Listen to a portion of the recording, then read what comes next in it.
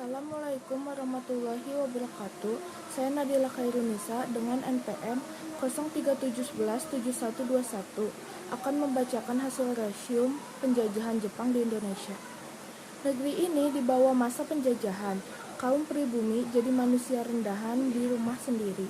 Warga kelas 3 tersia-sia dan ternista berkepanjangan. Nasibnya dari beberapa negara Eropa diantaranya Portugis, Inggris, dan Belanda, serta Jepang yang mula-mula mengaku saudara. Nusantara jatuh ke titik nadir kehidupan. Tak ada lagi peradaban yang menjadi bagian penting sejarah umat manusia dan karya besar-besar yang mempesona dunia, serta menjadi salah satu sejarah yang menjadi pahit-pahitnya di negara Indonesia. Pada 1 Maret 1942, kapal-kapal pengangkut lidah Jepang mendarat di Teluk Banten untuk menaklukkan Batavia.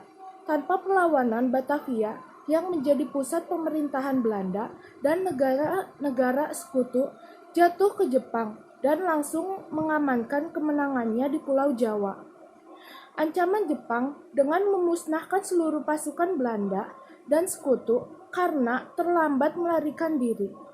Pada 3 Maret 1942, Belanda menyerah tanpa syarat kepada tentara Jepang dan berhasil menguasai di seluruh Asia Tenggara. Saat itu, Jepang mewujudkan ambisinya dengan membangun Imperium Asia Timur Raya. Pada masa pendudukan Jepang di Indonesia, terbilang singkat, yaitu 3,5 tahun.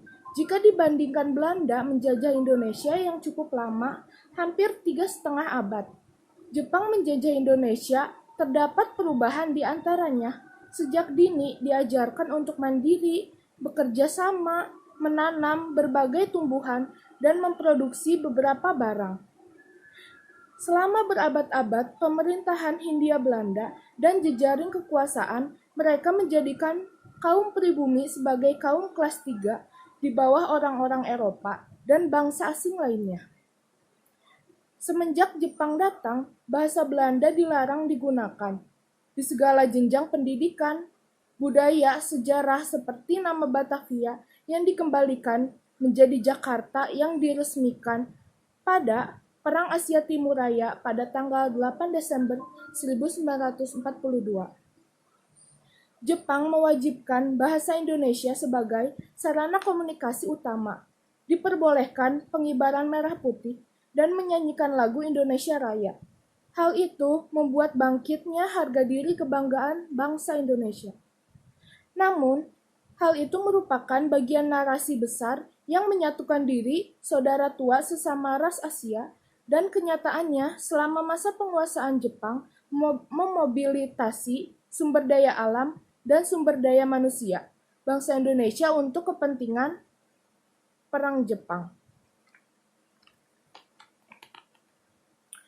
Pada Maret 1942, pemerintahan militer Jepang berada di Jakarta.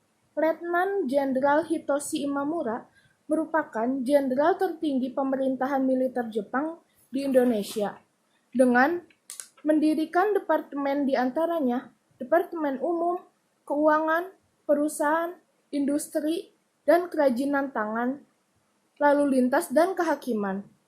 Jepang melakukan pendekatan dengan membentuk nasionalis Jepang disebut 3A pada tanggal 29 April 1942 dengan slogan Jepang Pemimpin, Jepang Pelindung, dan Jepang Cahaya Asia.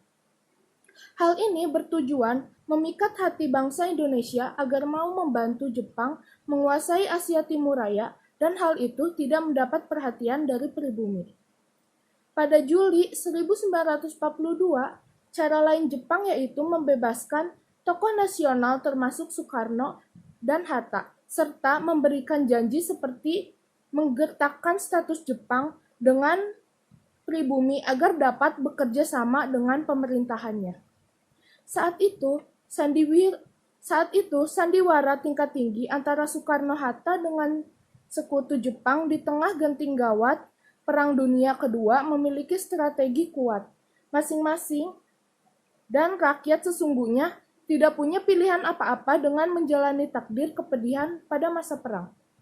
Saat itu, Jepang melakukan propaganda besar pada Agustus 1942 dengan salah satu departemen sedendu yang dibentuk di bawah pemerintahan militer dan telah tersebar ke pusat daerah agar memberikan dukungan besar pada Indonesia.